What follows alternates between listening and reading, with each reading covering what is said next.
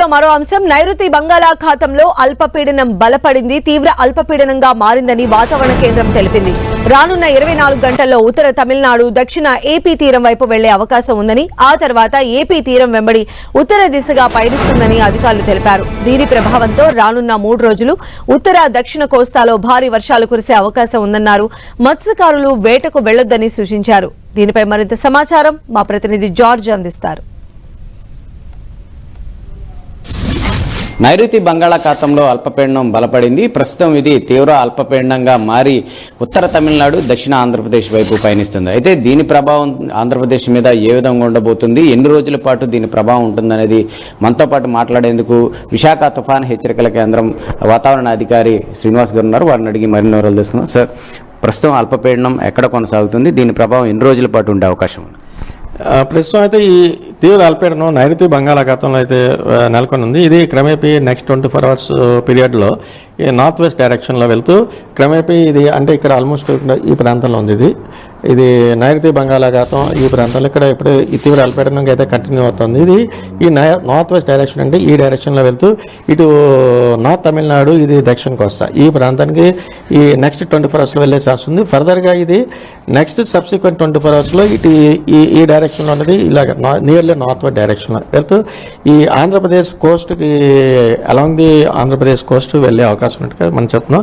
దీని ప్రభావం చేత మనకి ఇప్పుడు నెక్స్ట్ 3 డేస్ వరకు చూస్తే ఇటు ఉత్తరాంధ్రలో అయితే పలు ప్రాంతాల్లో ఒక మోస్తరు వర్షాలు, అలాగే కొన్ని చోట్ల భారీ వర్షాలు, మరి కొన్ని చోట్ల రేపటికి అతి భారీ కూడా వచ్చే అవకాశం ఉంది.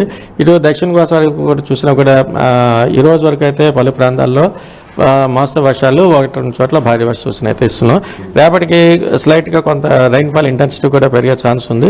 అదేవిధంగా ఇటు ఉత్తరాంధ్రలో ఉన్నటువంటి ఇటు కాకినాడ, అనకాపల్లి, నెక్స్ట్ విశాఖపట్నం, విజయనగరం ఈ జిల్లాలకు అయితే భారీ నుంచి అతి భారీ వర్షపాత సూచన, ప్లస్ కొన్ని జిల్లాలకి భారీ వర్ష సూచన కూడా ఇస్తున్నాం. అవి అల్లూరు సీతారామరాజు, శ్రీకాకుళం, కోనసీమ, నెల్లూరు అండ్ తిరుపతి ఈ జిల్లాలకి.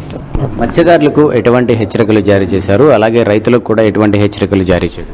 మత్స్యకారుల వరకు చూస్తే ఇటు దక్షిణ కోస్తాలో ఈ గాలుల ప్రభావం అయితే పెరుగుతోంది. ఇది గంటకి 35 నుంచి 45 కిలోమీటర్స్ వేగం వరకు వెళ్తూ ఈ దక్షిణ కోస్తాతో పాటు రేపటికి ఇది ఉత్తరాంధ్ర కూడా విస్తరించే అవకాశం ఉంది. అందుచేత ఇటు దక్షిణ కోస్తా, ఉత్తరాంధ్ర ప్రాంతాల్లో ఉన్నటువంటి మత్స్యకారులని వేటకు వెళ్ళొద్దని చెప్తున్నాం. ఇప్పటికే టెంపరేచర్స్ అనేవి చాలా లోగా ఏర్పడుతూ ఉన్నాయి. అటు ఏజెన్సీ ప్రాంతాల్లో కూడా అత్యల్పంగా అంటే గరిష్ట డిగ్రీలు చూసుకున్నట్లయితే కనుక సింగిల్ డిజిట్కి పడిపోతూ ఉన్నాయి. ఇదే పరిస్థితి కొనసాగే అవకాశం ఉందంటారా?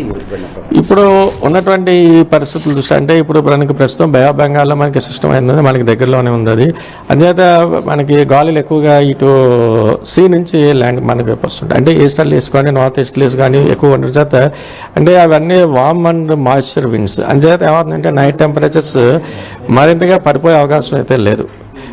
బిలో నార్మల్ రాకుండా నార్మల్ కన్నా జస్ట్ కొద్దిగా 1 or 2 degrees కొంచెం పెరిగే ఛాన్స్ ఉంది. అందుచేత ఓవరాల్గా చూస్తుంటే చలి కొంచెం తగ్గుతుంది. సార్, ఇప్పుడు ఈ అల్పపీడనం ప్రభావం ఏదన్నా బలపడే అవకాశాలు ఎక్కువగా ఉన్నాయి. కొంతమంది వాయుగుండంగా కూడా మారే అవకాశాలు ఉన్నట్లు చెప్తూ ఉన్నారు. ఏమన్నా ఛాన్సెస్ ఏమైనా ఉన్నాయండి? ప్రస్తుతానికి అయితే అటువంటి ఇండికేషన్స్ ఏమీ లేవు. ఇది తీవ్ర అల్పపీడనంగా కొనసాగే అవకాశం ఉంది. ఉత్తరాంధ్ర మీద దీని ప్రభావం ఎలా ఉండే అవకాశం ఉంది సార్? అని ఎందుకంటే ఇటువైపు వస్తూ ఉంది కాబట్టి దీని ప్రభావం ఎట్లా? అందుచేత ఉత్తరాంధ్రకి అయితే దీని ఒక నెక్స్ట్ 3 days వరకు కూడా మనం రైన్ ఫోర్కాస్ట్ అయితే ఇస్తున్నాం. అలాగే కొన్ని చోట్ల హెవీ రైన్స్, మరి కొన్ని జిల్లాలకి heavy to very heavy warnings కూడా ఇస్తున్నాం. అంతే. ఇది ఏదైతే నైరుతి బంగాళాఖాతంలో బలపడిన తీవ్ర అల్పపీడన ప్రభావం ఉత్తర కోస్తాంధ్ర జిల్లాల మీద ఎక్కువగా ఉండే అవకాశం ఉందని వాతావరణ శాఖ చెప్తూ ఉంది. కెమెరా పర్సన్ నరేష్తో జార్జ్.